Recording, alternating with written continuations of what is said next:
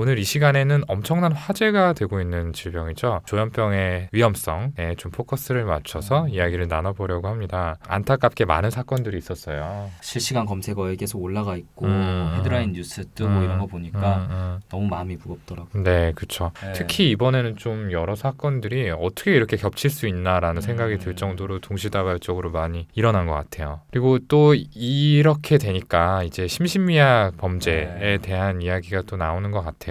이 정신질환으로 인한 심신미약인 경우에 뭐 얼마만큼 범죄를 경감시켜 줄 것인지, 과연 경감을 해주는 것 자체가 맞는지, 이런 부분에 대한 이야기들도 나오고 있는 것 같습니다. 여태까지 보통 심신미약 하면은 이제 술 마신 상태에서 범죄 저지른 걸 감형해 주는 것 때문에 사회적 비난 여론이 높았잖아요. 근데 요즘은 주로 이런 조현병으로 그런 시선이 많이 넘겨온 것 같아요. 그렇죠. 오동훈 선생님은 일단 술을 마신 상태에서 저지른 범죄들을 심신미약 혹은 심신상실로 감형해 줬던 거에 대해서 어떻게 생각하세요? 저는 충분히 좀 화날 만한 판결이었다고 생각을 해요. 네. 어쨌든 이 음주라는 거는 기본적으로 본인이 선택을 한 행위잖아요. 네, 그쵸. 내가 술을 마신다. 의지를 가지고 한 행동이기 때문에 그 행동으로 인해서 초래된 결과에 대해서는 책임을 져야 된다라고 생각을 하고요. 저는 기본적으로 음주 관련해서 심신미약을 적용하는 거는 그렇게 동의하지 않습니다. 대부분의 정신과 의사들이 그렇게 생각할 거예요. 네. 조현병은 약간 좀 다르긴 하죠. 왜냐하면은 걸리고 싶어서 걸린 게 아니거든요. 그리고 제일 무서운 점은 스스로 병에 걸렸는지를 잘 모르는 거. 그게 이 병의 가장 무서운 특성이기 때문에. 네, 그렇죠. 그런데 이런 또 조현병에 걸린 사람들이 정말 많아요. 어떤 나라, 어떤 사회, 어떤 문화권을 가든 1%는 조현병에 걸린다고 하거든요. 네, 저도 이제 고등학교 이제 동창회 500명 있는 학교를 졸업했는데 그 중에 5명은 인생의 어느 순간에는 조현병에 걸릴 수 있다는 얘기니까요. 참 와닿으실 거예요, 그렇게 얘기하면은. 그렇기 때문에 이제 치료의 필요성을 자각하지 못하고 있는 그 수많은 사람들에게 어떻게든 치료를 받도록 해주는 게 우리 사회가 해야 될 일일 텐데 우리나라는 그런 사회적 안전망이 솔직히 많이 부족한 게 사실이에요. 네, 맞습니다. 네. 뭐 조현병 위험하다, 이거 뭐 요즘 같은 분위기에서는 당연한 얘기인데 뭘 얘네들이 또 얘기하려고 하나 싶기도 할 텐데요. 이미 끄신 분들도 많을 거예요. 얘네 또 옹호하려고 하는구나. 네, 맞아요. 네. 근데 사실은 이제 이전 통계를 보면은 그동안 일반 집단에 비해서 이 조현병을 비롯한 정신질환자 집단의 범죄율이 높지 않다, 비슷한 수준이다라고 나온 통계들이 여럿 있었습니다. 뭐 그건 사실이고요. 근데 다만 이제 최근의 연구들을 봤을 때 확실히 강력 범죄하고 이 정신질환의 유무 간에는 좀 상관관계가 있는 것 같다라는 의견이 좀 대두가 되고 있죠. 저도 최근에 이제 검색하다 보니까 그 조현병이 대가이신 그 교수님의 논문에도 분명히 위험한 병이다라는 결론으로 좀 되고 있는데 제가 내용을 좀 읽어드릴게요. 1980년대까지 전문가들은 조현병 환자에서 폭력 행동의 위험성이 특별히 더 높지 않다는 견해를 보여왔다. 이게 맨날 방송에서 전문가들이 한 얘기죠. 그러나 지난 20년에 걸친 대단히 인구 집단 기반 연구 결과 폭력과 조현병 사이에는 어느 정도 연관성이 있다고 보고된다. 그러나 많은 정신보건 전문가들이 이 보고를 공유하고 있지는 않다. 조현병 환자에 의한 폭력 범죄가 발생한 경우 미디어에서는 자극적인 보도가 잇따르는 반면 정신보건 관련 전문가들은 대부분의 조현병 환자가 폭력적이지 않으며 폭력 행동을 하더라도 매우 이례적이고 폭력과 조현병은 직접적인 관계가 없다고 주장하고 있다. 이 주장은 조현병 환자가 위험하다는 견해로 인하여 이 병에 대한 차별과 편견이 강화될 수 있다는 점에서 그 가능성을 차단하려는 의도가 일정 부분 반영된 것이다. 부정할 수 없네요. 네네. 네, 논문의 결론은 어쨌든 이래요. 대부분의 조현병 환자가 폭력 행동의 위험성이 높은 것은 아니다. 그러나 조현병 환자에서 폭력 행동의 위험성이 일반 인구 집단에 비해 분명히 높은 것은 사실이다.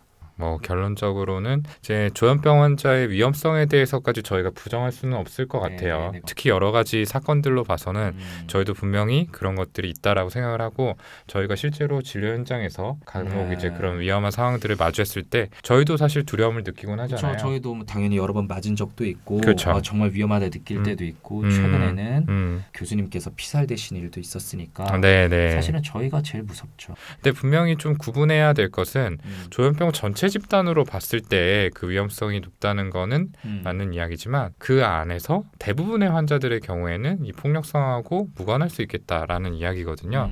여기서 이 대부분의 환자들이라고 하면 약물도 꾸준하게 복용을 하고 어느 정도 병식이 형성된 분들을 이야기를 하겠죠. 네네네. 이렇게 좀 잘 치료가 된 분들은 어쨌든 증상이 소실이 된 상태다 보니까 이 폭력성을 보일 여지도 일반인만큼이나 낮다라고 이해를 하셔야 됩니다. 제가 오늘 와이프랑 이제 길을 걷다가 조현병 환자가 확실하신 분을 봤어요. 그분이 날씨에 안 맞는 두꺼운 옷을 입고 다른 사람들에게 분명히 봐도 모르는 사람들에게 소리 지르면서 화를 내시더라고요. 저희랑 굉장히 가까이 있었기 때문에 제가 와이프한테 그만 쳐다봐라.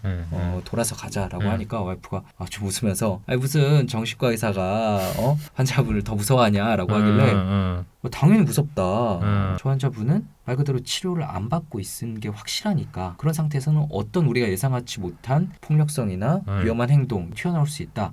피하는 게 최선이다 라고 얘기를 했거든요.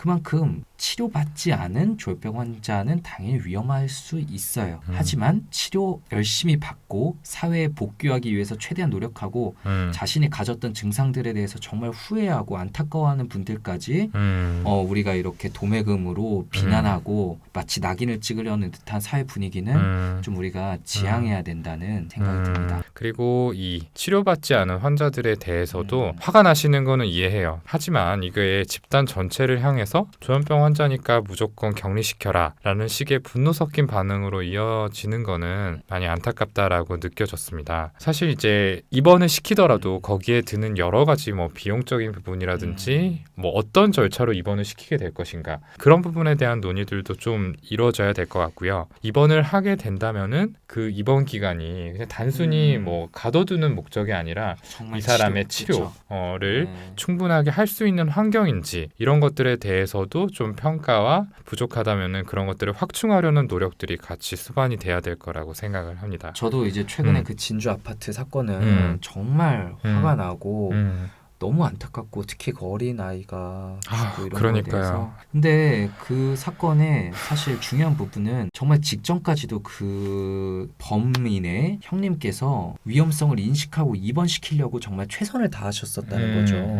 그래서 요즘 이런 사고들이 늘어나니까 정부에서 이제 중증 정신질환자들 관리를 좀 더 확실히 하겠다라면서 예산도 편성하고 실제 이제 점검에 들어가겠다라고 했잖아요. 조금 더 적극적이고 더 넓은 그런 활동이 필요하지 않을까 생각이 듭니다. 저희가 오늘 말씀드리면서도 좀 조심스러운 게 어쨌든 너희 정신과 의사들은 조현병 환자들을 옹호하려는 의도가 있는 거 아니냐라고 보시는 분들이 많이 계시지 않을까 그 점이 제일 염려스럽습니다. 앞서 저희가 여러 차례 말씀드린 것처럼 저희도 이 범죄에 대해서는 똑같이 분노를 하고 있고요. 거기에 대해서 적절한 대가가 치러져야 된다는 점에 대해서는 동의합니다. 다만 이게 집단 전체를 향한 혐오로 이어지는 것에 대해서 좀 경계를 하고 걱정을 하는 부분들이 있고요. 앞서 말씀드린 것처럼 이 환자분들을 좀 어떻게 관리를 할 것인가에 대한 진지한 고민과 또 사회적인 논의로 이어져야 될 거란 생각이 듭니다. 저희들도 여러분이 하시는 이야기에 항상 귀 기울이고 좀 진지하게 들으면서 계속해서 고민해 나가도록 하겠습니다.